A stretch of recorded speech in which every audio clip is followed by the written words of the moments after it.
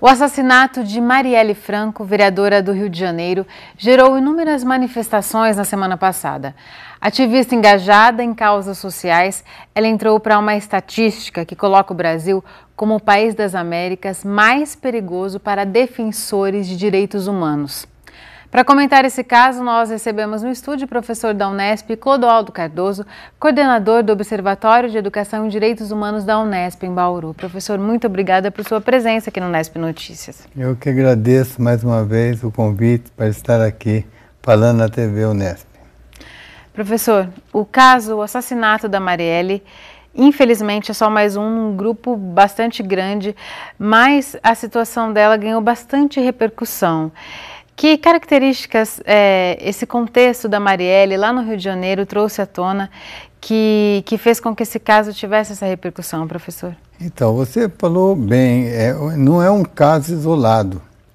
Nós temos no Brasil um registro trágico de mais de 180 mortes de ativistas de direitos humanos nos últimos 2 anos.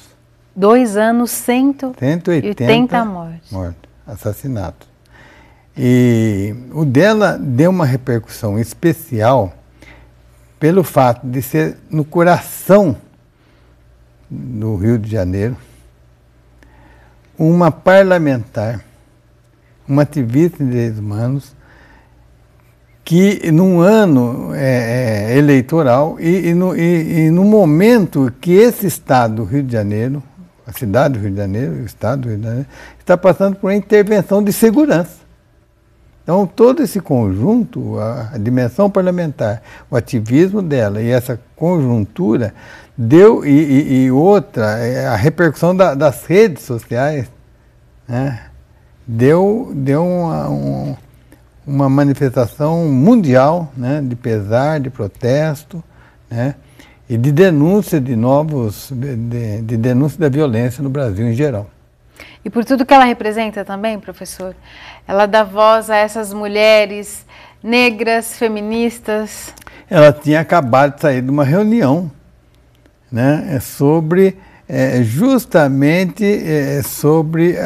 com mulheres negras, né, trabalhando numa educação em direitos humanos, do empoderamento dessas mulheres, né, porque a mulher em si já sofre uma discriminação, já sofre violência nesse país. Agora, negra e pobre da periferia, esse era o trabalho, uma das frentes de trabalho dela era o trabalho comunitário, porque ela é de lá. Ela nasceu na favela, ela cresceu na favela, e ela conhece aquela realidade, e ela era porta-voz daquela realidade junto à política, né, local. Falando um pouquinho mais dessa situação do Rio de Janeiro, que o professor bem citou, que passa por uma intervenção militar, essa situação, esse contexto da cidade do Rio de Janeiro, é de desrespeito sistemático aos direitos humanos? Então, veja bem, a situação do Rio de Janeiro e do Brasil em geral chega num ponto tão grave de violência, né? E que o tema segurança passa a ser o grande valor da sociedade. Olha uma só. Grande jogada de marketing político. E a própria população, né, nesse tiroteio, dessas balas perdidas, morre criança, invade escola e tal. Quer dizer, vem ouvir do governo uma possibilidade de solução fácil. Só que deu um cheque em branco. Tem que ter normas, tem que ter regras.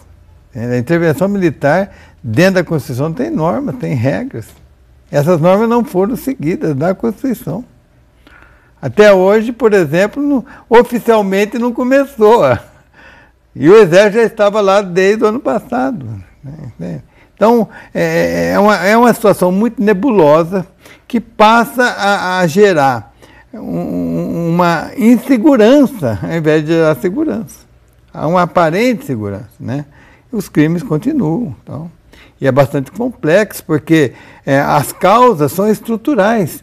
O próprio general que comanda a intervenção, falou na televisão que não é possível solucionar sem políticas públicas, se não avançar nas questões sociais da favela.